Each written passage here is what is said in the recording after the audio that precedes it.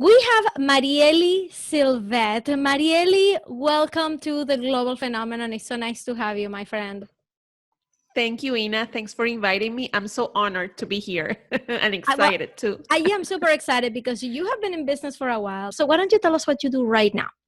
Right now, I'm a marketing strategist and branding consultant. I help solopreneurs create a powerful brand online, get more visibility, and attract their most ideal clients. So that's basically in a nutshell. In a nutshell, pan. I get it. So I want to know, let's start with, does a story come to mind of a time when you said, I'm just ready to throw in the towel? And I want to know what happened, how did you deal with it, and what made you keep going? Let's start there. Okay, the first time that I was about to quit was when my father became very sick from a heart condition, and I had to basically stop many of the things I was doing because I needed to take care of him and my mother, who also became very sick at the same time. So I was in the middle of getting certified as a coach, which is a significant investment, right? So I was still paying for that, but I wasn't working a lot, so there was no money coming in. So when that happened, that was around 2000, I think 13 probably. And also I was about to lose my home. I was about to lose my apartment. So it was a time like I've been 3 years in this. It's impossible for me to be in this situation. Probably it's for me time to get a job. And since I was good with LinkedIn, I was able to get into a couple of interviews, and I almost got a job at a point in time. But thank God it didn't happen, because what happened was that I got like a contract, like a temporary contract to cover for a maternity leave for someone. And I was doing that as a public relations consultant. It was like probably 2 months. And within those 2 months, I was doing that while I was doing everything else. Then like all the work kept coming in. So I was doing both things at the same time. So from having no money at some point, being at my lowest point in time, I made so much money in those 2 months that I was able to pay off my my debt with the accounting school, to settle with my apartment and everything else. So I just kept going. And then since I was doing that, I said, you know what? I'm going to start, like, I don't like to use this word, but it's like hustling, like getting myself out there. And I started like programming events and workshops and stuff to get myself be seen and known. And from that moment on, everything most likely, kept going well. Entrepreneurship is like a roller coaster. Sometimes you're up here, and sometimes you're down at the bottom. But basically, it was the long-term trend was going upwards. Okay, so let's go back. I want to deconstruct this moment. Tell me, when you found out that your father was sick, all right? How long had you been in business so far, and what was your business at that point? I know you just mentioned you were taking part in a coaching certifications. You're probably not taking in a lot of clients. You were kind of focused on that. So what had you done up to that point, and what is it? And then after mother got sick, what is it that kept you going from there? That moment, I had been in business for 3 years, and I was freelancing in public relations at that moment. That was what I was doing. I was also doing the baking business on the side, but mostly it was public relations. So you were doing PR and you were doing baking. And Yeah. then you said, I'm going to get a coaching certification. Yeah. I want you to introduce me to the Marieli of that time. Like, what was she like? What was she thinking her future was like? You had so many things on your plate. What did you think you were doing at the time? Well, I was kind of taking my first steps into the life and the profession I wanted to pursue. I wanted to be a coach for the longest time, since Mm-hmm. 2008. Uh-huh. And we were in 2013, 5 years 2013. later. Yeah. Because at the moment, spending like, I don't know, like 4 grand or 5 grand into a coaching certification was like craziness. Mm-hmm. But I did it. At that year, I said, this is the time. And my dad, when he got sick, it was all of a sudden. I mean, it wasn't, one time we were having dinner with my sister who came from Seattle. She was visiting Puerto Rico, and we were having dinner, wine, and tapas. We were having a good time. And then he sat down and he was like, oh my God, I think I must have something. He thought it was because of the food, but he was kind of feeling his chest tight. Yeah. And then he had to go into surgery. Yeah. And that's when things went really bad, because the recovery from that open heart surgery, he had a bypass. Mm-hmm. It was kind of long. And my mom was so impressed with that her blood pressure went out of control. Mm-hmm. And that's when she got really, really, really sick. She almost couldn't take care of him. And then we had to take care of her. I remember at some point that I had people coming over from the States to help me take care of them. Like Yeah. my sister and my aunt, they both came to Puerto Rico to help me. So when I solved the situation with the apartment, Yeah. in the middle of my dad being really, really sick, I was like, this must be a sign. I mean, my faith, I was like, because everything, I had so many people tell me like, oh my God, don't even try it. I mean, the banks, they're not going to help you. I already lost one property to that, whatever. And when I told them what was the name of my bank, they was, oh my God, that is your bank? Forget it. You're never going to get it. I'm like, Jesus Christ. Right. And I tried for many, many times to get a loan modification for my apartment. Yeah. Okay, so this is what I'm talking about. Yeah. And I found a bankruptcy lawyer. Okay. I sat down in his office. I cried for the entire meeting because I couldn't believe. I mean, I was rock bottom. Yeah. And he helped me. I'm like, oh my God, how much are you going to charge me? I have no money. And he was like, you know what? I don't want to be part of your problem. Let me help you. And whenever we settle this case, I get paid. And I was like, okay. So everything aligned. I was like, and the guy helped me and I got my application approved. And when I got that call, I remember I was in the hospital with my dad. Yeah. I get the call from the bank saying, he said, Marieli, I have good news for you. And when I learned that my payment was going to be like a fraction of what, I was like, oh my God, I can do this totally.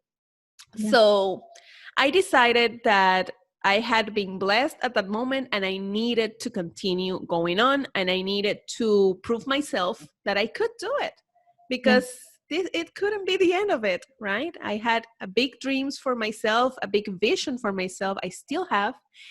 And every time I'm getting closer to it. So at this point that this hits, that this happens, you had been in business just doing PR, doing a little bit of baking, but your real dream is to be a coach. Did you know what kind of coach you wanted to be? Where did that dream come from? How did that get incepted in you in 2008?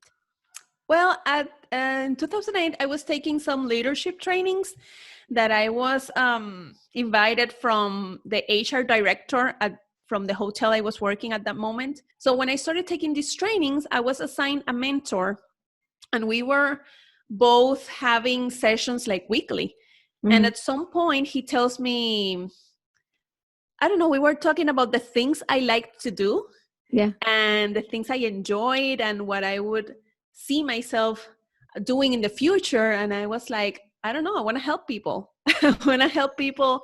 I knew that I wanted to help people with their careers, like their professionally, because I was very concerned about more than 80% of people not being happy at work. Yeah. Right? I was like, it's impossible for me to believe or to accept that people need to stay at a job that they just don't like. Tell me why this was important to you at that point in time. It's because I always knew deep inside that people have the power to choose. Okay? For me, it's like I always had this sense of freedom inside of me. Mm-hmm. It's something that I always had. I was very passionate about this. I always used to hear people complaining about their jobs. And in my mind, it was very simple. It was like, well, why don't you quit and get another one? Right? Right. Right. In my mind, it was like that. But for people, it's very complicated, because I mean, this is my security and everything. Then my things were changing a little bit. I did get the jobs I wanted, but in my last job, I felt kind of trapped in the sense that I was working so many hours and I was seeing life pass by. Yeah. And I was trapped there working crazy hours, like weekends and holidays, starting at 7 a.m. in the morning or leaving at 1 a.m. And it was like, no, like I didn't, I could do so much better than this. Yeah. Then the leadership trainings that I took in 2008 kind of sparked that Reignited. again. Yeah. Yeah. That's when I realized, like, oh my God, what have I been doing? I mean, like, what I've been preaching all my life, now I'm not a living example of that. Yeah. And even so, it took me a whole year after the leadership trainings to take the decision to quit my job. Yeah. And I remember I did an exercise called the power pole. Mm-hmm. And the power pole is like a 50 feet tall pole that you climb, and then you have to step on top of it, and you need to jump and hang on to a trapeze. And when it was my turn, I climbed, but then I didn't know how to step in the top of the pole. Yeah. So I was like hugging I can imagine it being on the top of it. How am I supposed to put my feet on this? Exactly. Right.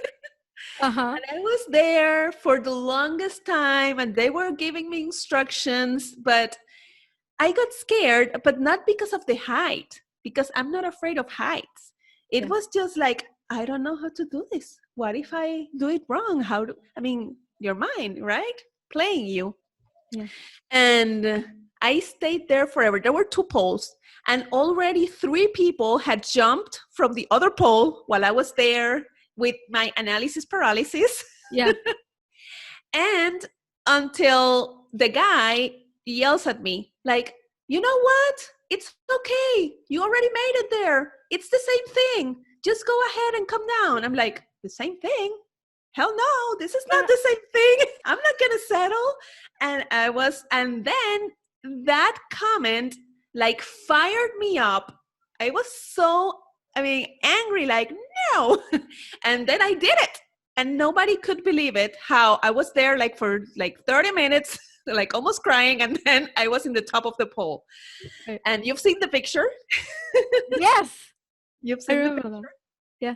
And I went there, and then they wanted me to let go of the ropes that were holding me. Yeah. And I was like, okay. And I would let go with one arm and then with the other one. And until you can do this. And they were like trying to help me from the bottom. Yeah. And I'm like, okay. And then I let go. And I said an affirmation. I don't even remember what. And I'm like, this is crazy. And I jumped. Oh my God. And by the way, we'll put that picture in your profile at theglobalphenomenon.com/Marieli. So you guys go and check out the picture of her jumping onto the trapeze. We'll put that picture up. That's incredible. So what did that do for you? Okay, let me tell you what that did for me. When I came down, I started writing, I wrote a whole reflection about what that exercise meant for me. Mm-hmm. It was for me like looking at fear in the eye. And then I was like, I'm a woman who just jumped out of a 50 feet tall pole, not holding on to anything. I can do anything. And at that moment in time, I was a woman who wanted to complete my master's degree, but my thesis was missing. I wanted to have my own business, like a thriving business, but I was still like passing by. I wanted like three things. I wanted to be certified as a coach, but I was still thinking about it. And then after I jumped, I went on and I finished my research project. I got graduated from my master's. I quit my job. And now I have my own business. And I got certified as a coach 5 years later, but I did it. And anytime that I am stuck at something, I remember, I go back to that day when I was at the top of the pole, not knowing what was going to be my next step. And I just need to trust myself, finish the thing, and let go. I love that story so much because I feel like we all have something really hard that we have been through, right? That we could probably look back and be like, if I can do that, then anything else in life just seems easy in comparison. I'm going to give you a couple of really silly examples. I'm sure our listeners have much more beefy examples of going through something hard. But, I went to UPW, which is Unleash the Power Within, with Tony Robbins, and they make you walk on coals. Mm-hmm. So I walked on coals, and that's what he's trying to do to you. He's trying to get you to have that experience that you had with the pole. Is if you can do this, if you can walk on hot coals and not burn your feet, you can do pretty much anything. And there's been several like little silly things like that. I went to Colombia, went to Medellin, Colombia, like on a rafting trip with all these millionaires. And one part of the trip was in the White Waters, in one part of the river, there was a big rock. And I'm telling you, I measured it. It was like maybe like 3 stories high. Wow. And people would climb up and jump into the river, 3 stories high. And I'm like, well, forever. I'm like, yeah, I'm going to jump. And then I get there. I'm like, yeah, how about not? How about like, this is not something I need to do in my life. Then for one reason to another, that's a long story, I ended up there, and getting up there, just climbing up the rocks, that was dangerous. There were no safety nets. I'm like, I am going to die just climbing onto the stupid rock. Like, forget about jumping. I can't get off of this rock now. So I am at the top, 3 stories down, looking at just like a flat water. I'm like, the only way out is to just jump, to just take the step. And I stay there for a while. People are cheering you on, like, hey, just do it. And I'm looking back, I'm like, there is no way that I will survive just going down the normal way. Like, this is the only way. And you just go and you just take this step. And at first you just start to fall like you fall normal, like if you were just jumping up and down. And then that like gravity just kind of like hits you, like you can feel your stomach rising to your throat. And that's when I started to scream, and I still had not reached the water yet. That's when I started, I'm like,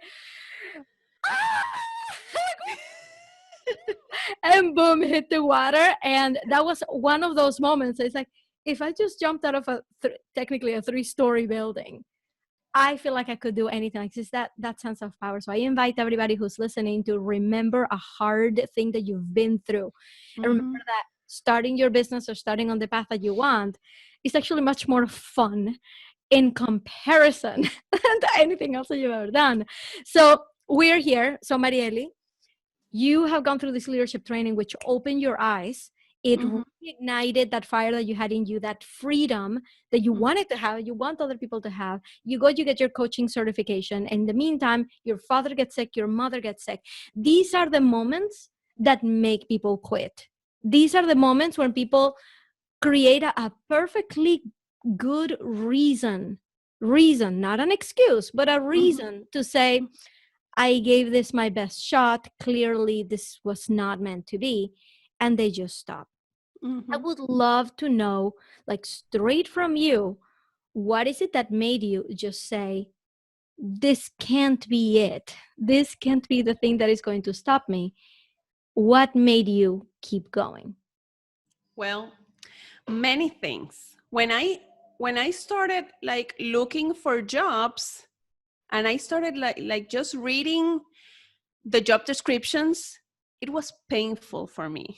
Mm, I mean, I couldn't believe me going back into the corporate world to, had to, work from a list of duties that were not inspiring at all to me. yeah. It was Mm, painful. I didn't want to go back. I was like, oh my God, I can't believe I'm going to be feeling again like trapped in a corporate job where I need to be at certain time in the morning and then until a certain time in the afternoon, and not flexibility. And I mean, I was like, it would hurt me so much in my soul. yeah. I feel it. So I couldn't. I mean, I did went to a couple of interviews, but I was like, I cannot do that. I really love how you said all of that, because I want everyone to understand that Marieli was not in a really easy situation here, that it would have been much easier to just bite the bullet, just go get a job, give up the apartment, just do whatever. But she was not giving up. So, Marieli, I want you to tell everyone, because we have to start wrapping up. I could talk to you for another half an hour about this, because I find your grit fascinating. And I think everybody should learn from that, to not give up, to just keep going and see what happens. And I would love to know, what do you think is the biggest misconception of anybody who's starting in their business? You've been at this for more than 10 years. What is the biggest misconception that you believe they have about being in business for this long and being a successful business owner? I think one of the biggest misconceptions is that you can create an account in the internet and you're gonna have success like this, right? Like you can place Google ads or Facebook ads and you're gonna get success right away. Yeah. And it doesn't work that way. um I remember saying like 10 years ago it was very different, but today with all the people trying to get the same attention, it's not like that. So we have to be patient, we have to be consistent, and we have to, let me see, we have to put a lot of energy to get to where we want to go, right? In the very beginning, especially, I mean, it's not like I saw many people like they started with me and they were like starting to work at 10 a.m. and then they were done by 3, and they were playing golf, or they were, oh no, because now I'm my own boss. And they were Yeah. not even making a lot of money and they were already having like, I don't think it works that way. Mhm. Still 10 years after, and you know this because we've been like, I still work on the weekends. Mhm. Yeah. Probably I work a lot more than I used to when I was in the corporate world. Mhm. But now the difference is that I'm doing what I want and I love what I do. But I mean, it's not like they get too much, they get in love with the freedom, Mhm. but not with what they were here to do. Yeah. And one final question. Everybody listening to you, they're at the edge of their chairs, they're at the edge of the seats, waiting for you to tell them exactly what to do. How can they get that grit that you have? So I'm going to give you the power to have the world's ear. And for the next 24 hours, anybody who listens to you has to do what you tell them to do in the next 24 hours, and they are going to do it. What is that thing that you need everyone to do right now? Mm, let me think. You should go write down right now what is that you want to do, What is what you want to be celebrating by the end of this year? Go ahead and go and write it now. What is it that you want to be celebrating by the end of this year? And it needs to be measurable and realistic and all of those things, right? If you want to double your income, or if you want to weigh 145 pounds, for me, that's an ideal weight. By December 31st, 2020 or 2021, whenever you're listening to this recording, to this podcast, go ahead and write it now. And below that, you're going to write, what is the first action, the first step that I need to take right now that will take me closer to achieving this goal by the end of the year. That's it. I love it. And Mariely, thank you so much for spending this time with us. Where can people find you and follow your journey? Very easy. I have my own website, marielysylvette.net, which was made by Ina. She was my web developer with her BFROM program. So you can go to marielysylvette.net, and I have a lot of resources there. In fact, I have my Power Moves PDF that you can download. It's marielysylvette.net/Power Moves. And it's my guide with 5 powerful moves that you can put in place today so you can be seen, get more visibility, and start building your authority. Thank you so much. Everybody should do that. Again, you can go watch the video version of this podcast and listen to all and read all the information that we talked about today and those links at theglobalphenomenon.com/Mariely. And you can get the spelling of her name from the podcast description. Thank you so much, Mariely, for being here. Always a pleasure to talk to you, my friend. Thank you, Ina. Thanks for inviting me.